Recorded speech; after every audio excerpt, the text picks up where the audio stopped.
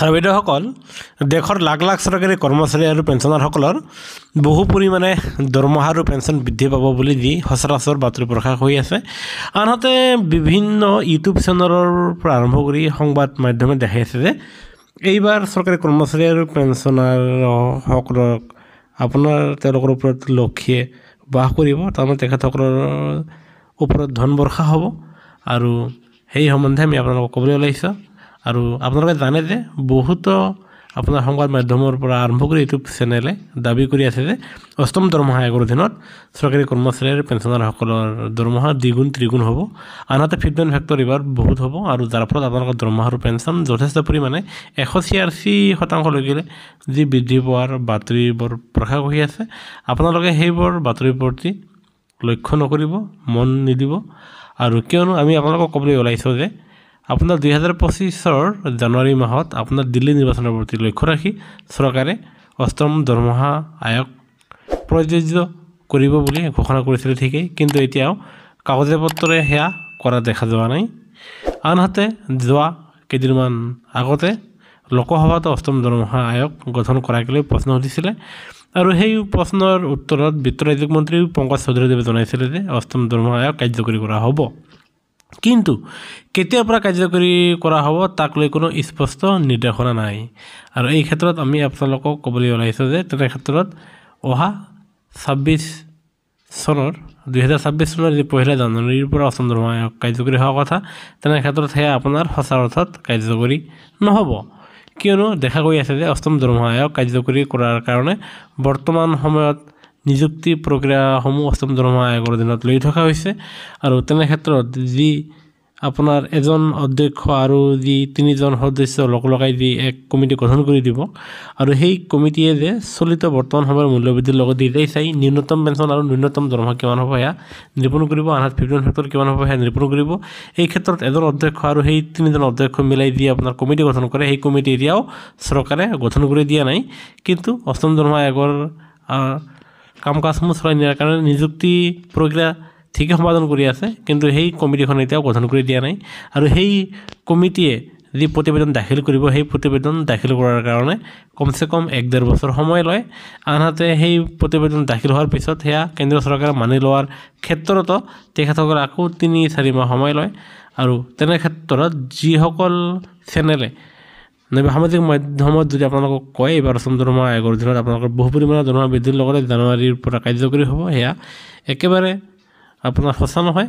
কিয়নো তেনে ক্ষেত্ৰত আশা কৰা গৈছে যে যিহেতু এতিয়া সেই কমিটি গঠন হোৱা নাই, তেনে ক্ষেত্ৰত আপোনালোকৰ অহা 2027 চনৰ জানুৱাৰী মাহৰ পৰাহে আপোনালোকে অষ্টম দৰমহা আয়োগৰ সুবিধা পাব পাৰিব, আৰু যাৰ ফলত আপোনালোকৰ কেন্দ্ৰীয় চৰকাৰৰ কৰ্মচাৰীসকলৰ 2026 জানুৱাৰীৰ পৰাই আপোনালোকে আপোনালোকৰ বৰ্ধিত টকাখিনি এৰিয়াৰ হিচাপে পাবলৈ সক্ষম হ'ব। আৰু যিয়ে নহওক, যি চেনেলবিলাকে দাবী কৰি আছে যে অতি শীঘ্ৰে অষ্টম দৰমহা আয়োগ গঠন হ'ব, সেয়া একেবাৰে মিছা কথা। চৰকাৰে এতিয়াও অষ্টম দৰমহা আয়োগ গঠন কৰিম বুলি কৈছে, কিন্তু এতিয়াও সেই কমিটি গঠন কৰি দিয়া নাই।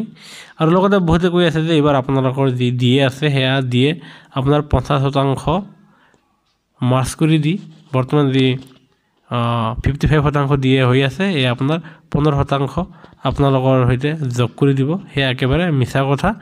আৰু বৰ্তমান সময়ত কনজিউমাৰ প্ৰাইচ ইণ্ডেক্সৰ 77% ভিত্তিত আপোনালোকৰ মুৰ্গী মানস 58% হৈছে, তাৰমানে 55% ঠাইত আকৌ 3% বৃদ্ধি হৈ 58 মানে 58% হৈছেগৈ। আৰু যিটো ছেপ্টেম্বৰ মাহৰ যি কেবিনেট বৈঠক হ'ব তাতে সিদ্ধান্ত ল'ব।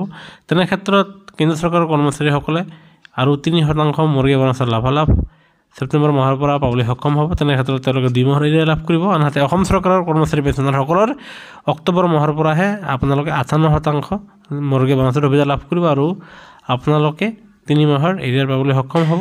এইখিনিতে আন এক খবৰ দিবলৈ ওলাইছোঁ যে যোৱাকালি ৰাজ্যৰ কেবিনেট বৈঠকত অসম চৰকাৰৰ কৰ্মচাৰীসকলৰ কাৰণে 2-3টা ভাল খবৰ লৈ আহিছে। তাৰে প্ৰথম খবৰটো হ'ল যে নৱেম্বৰ মাহৰ দৰমহাৰ লগত আপোনালোকে অতিৰিক্ত 1000 টকাকৈ লাভ কৰিব। আৰু এই যি অতিৰিক্ত 1000 টকা লাভ কৰিব, এই 1000 টকাৰে আপোনালোকে কিতাপ ক্ৰয় কৰিব লাগিব, আৰু আপোনালোকে কিতাপ ক্ৰয় কৰি আপোনালোকৰ নিজ নিজ বিভাগীয় কৰ্তৃপক্ষক শীৰ্ষ বিষয়াক সেয়া জমা দিব লাগিব।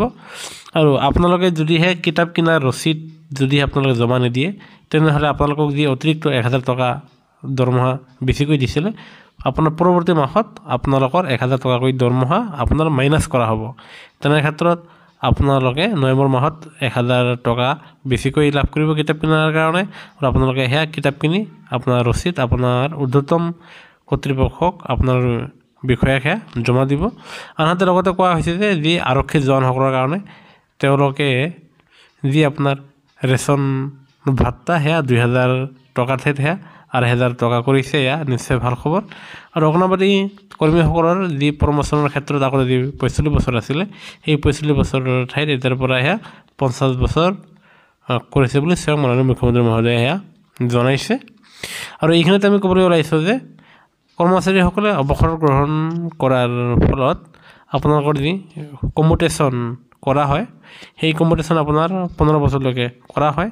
আৰু তেনে ক্ষেত্ৰত দেখা গৈছে যে পেঞ্চনাৰসকলে চৰকাৰক জনাইছে আৰু চৰকাৰে অচিৰেই সেই কম্যুটেশ্যন পিৰিয়ড 15 বছৰৰ ঠাইৰ পৰা সেয়া অচিৰেই 12 বছৰ কৰিব। আৰু যেতিয়া সেই সম্পৰ্কে নটিচ প্ৰকাশ কৰিব আপোনালোকে পোনে পোনে সেয়া আমাৰ চেনেলৰ যোগেদি সেয়া লাভ কৰিবলৈ সক্ষম হ'ব। আনহাতে আপোনালোকে যি পেঞ্চন লাভ কৰিব সেয়া যদি আপোনালোকৰ একমাত্ৰ খেল পেঞ্চনৰ ওপৰতে আপোনালোকে নিৰ্ভৰ, তেনে ক্ষেত্ৰত আপোনালোকে কম্যুটেশ্যন নকৰিলেও হ'ব, কোনো ধৰণৰ কথা নাই।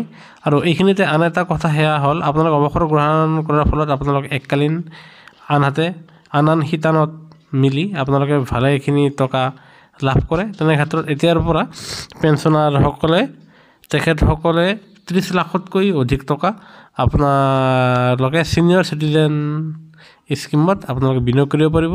আৰু বৰ্তমান সময়ত ছিনিয়ৰ চিটিজেন ছেভিং যি একাউণ্ট আছে সেই একাউণ্টত সৰ্বোচ্চ 8.2 সুত দি আছে, যি আপোনাৰ অন্যান্য বেংকৰ তুলনাত সৰ্বোচ্চ সুত দি আছে। তেনে আপোনালোকৰ ওচৰৰ যি পোষ্ট অফিচ আছে তাত আপোনালোকে যাব পাৰে, যাই আপোনালোকে ছিনিয়ৰ চিটিজেন ছেভিং একাউণ্টত আপোনালোকে সৰ্বোচ্চ সুতৰ লাভালাভ ল'বলৈ আপোনালোক সক্ষম হ'ব। আৰু সেয়া আপোনাৰ জনাইছে।